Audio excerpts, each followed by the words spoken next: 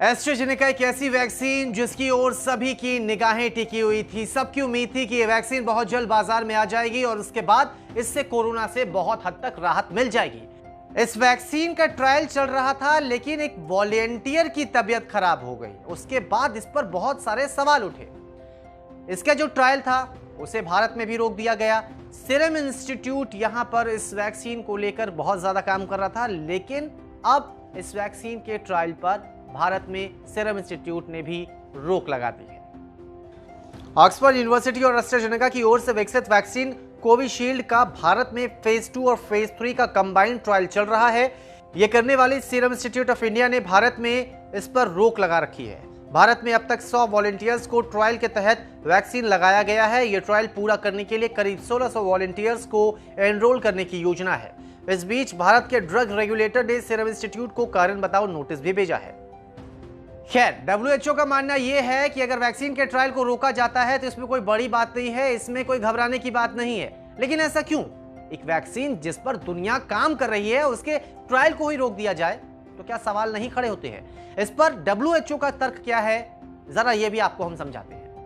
WHO की मुख्य वैज्ञानिक सौम्या स्वामीनाथन ने कहा है कि ऑक्सफोर्ड और एस्ट्राजेनेका के वैक्सीन के ट्रायल्स पर ब्रेक लगना कोई झटका नहीं है। यह बताता है कि वैक्सीन निर्माण की प्रक्रिया हमेशा फास्ट और स्ट्रेट रोड जैसी नहीं रहती। स्वामीनाथन ने कहा है कि यह अच्छा है, इसे हम वेकअप कॉल भी मान सकते हैं। सभी के लिए ये एक सबक है कि रिसर्च में उतार चढ़ाव आते हैं, क्लिनिकल डेवलपमेंट में भी ऐसा होता है और हमें उसके लिए तैयार रहना चाहिए।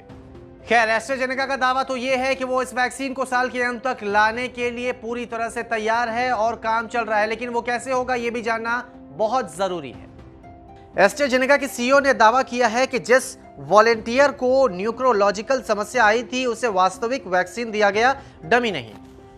अब तक ये नहीं समझ आया है कि जो स्पाइन कॉर्ड को प्रभावित करने वाले न्यूरोलॉजिकल डिसऑर्डर का कारण वैक्सीन है या नहीं। एस्ट्राजेनेका के CEO पास्कल सोरियोट ने यह कहा है कि जो हुआ उसके बाद उनका वैक्सीन इस साल के अंत तक मार्केट में आ सकता है। उन्होंने कंपनी के निवेशकों को भरोसा दिलाया है कि यह ब्रेक टेम्पररी है, जल्द ही ट्रायल्स फिर से रफ्तार पकड़ेंगे। सभी की निगाहें एस्ट्राजेनेका के इस वैक्सीन पर टिकी हुई है। एक उम्मीद है कि यह वैक्सीन जल्द से जल्द बाजार में आ जाएगी और कंपनी की ओर से भी यही दावा किया जा रहा है कि दिसंबर तक इस वैक्सीन को बाजार में लेकर आएंगे। अब अगर ये वैक्सीन आ जाती है तो बहुत अच्छी बात होगी, क्योंकि कोरोना से पूरी दुनिया परेशान है और ऐसे में ये वैक्सीन किसी वरदान से कम साबित नहीं होगी। लेकिन देखना यह होगा कि क्या वाकई इन दावों के बीच वैक्सीन वक्त पर आ सकती है।